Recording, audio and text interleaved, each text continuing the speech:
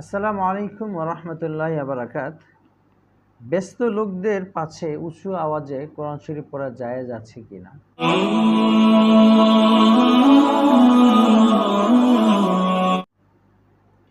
এর উত্তর হলো, কোরআনকেও তেলাওয়াত করলে তার যেমন তেলাওয়াত করার কারণে সওয়াব হচ্ছে, পাশাপাশি আশপাশে যারা আছেন, ফ্রি আছেন, তাদের জন্য ওই কোরআন তেলাওয়াত কান লাগিয়ে শোনাটাকে ফরজে কিফায়াও বলা হয়েছে।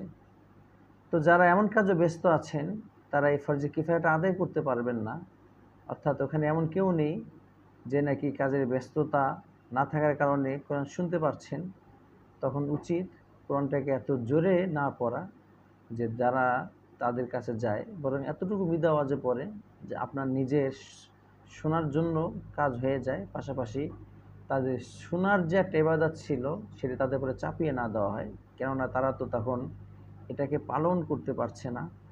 আর কেউ যদি কোনো ইবাদত কোনো মুহূর্তে পালন করতে না পারে, তারপরে চাপিয়ে দেওয়াটা উচিত নয়। তাই আমরা বলবো, ব্যস্ত মানুষের আশপাশে কোরআন উচ্চ আওয়াজে পড়া যায়।